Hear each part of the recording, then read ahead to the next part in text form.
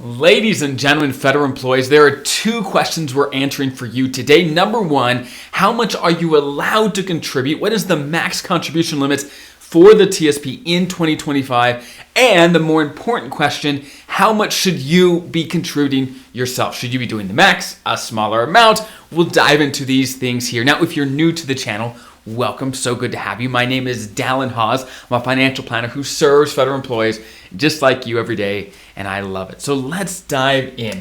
Long story short, how much you're allowed to contribute into the TSP depends on your age. Now, keep in mind, these limits that we're going to talk about only count your contributions. For example, what your agency puts in your TSP on your behalf for that 5% matching contributions do not count towards these limits. These numbers only include dollars you are personally contributing from your paycheck.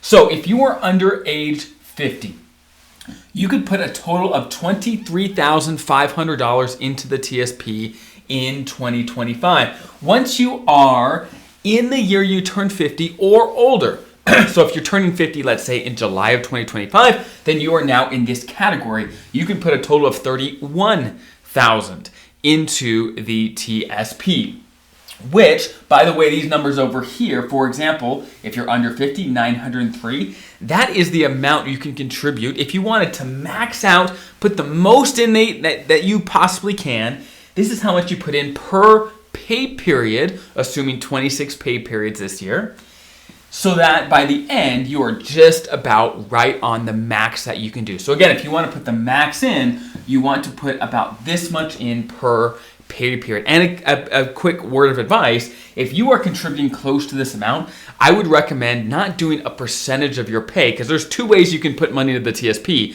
You can tell your payroll office to, number one, save a percentage of your pay, and number two, do a specific dollar amount. I recommend, if you're getting close to the limit, is do a dollar amount, because if you put in this, the most you can put in, for example, if come November, you've already put the most that they'll take, you've already put that in, then between November and December, you're not putting money into the TSP, and you have to put money in every pay period to get the full matching contribution. So keep that in mind.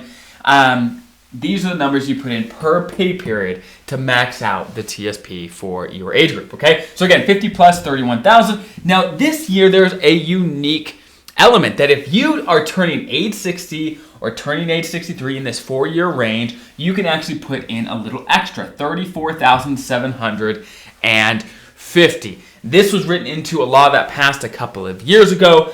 I don't know why they don't let people that are, let's say, 64 plus save this much I don't know. For example, if you are 64, you fall back under this area where you can now only put 31,000. If you have to be within that 4-year range to get the extra amount. I'm not sure why this is how it is, but that is simply how this works, okay? So these are the contribution limits on how much you're able to.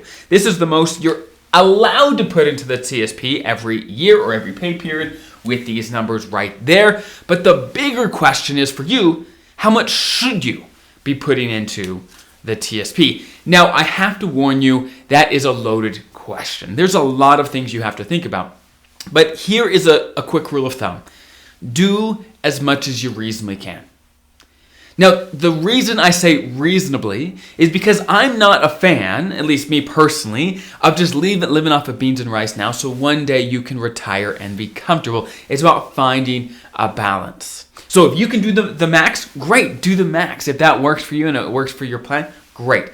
If you're doing only 5%, maybe you're only doing 5% of your salary and you're not even close to the max, can you do 6%? Can you do 7%? Can you increase it a little bit? So that is the general rule of thumb, is start from where you're at, improve it, take maybe a little piece of this pay raise we got here in 2025 early on, and maybe put a little extra into the TSP from there. Whatever you can do will help. Considering the other factors of your life, like what debt do you have, what's your plan to get the mortgage paid off, ideally by retirement, all of those things, taking those into account, do as much as you reasonably can so that your retirement self will thank you time and time again. So I hope that's helpful, and I'll see you guys in the next video.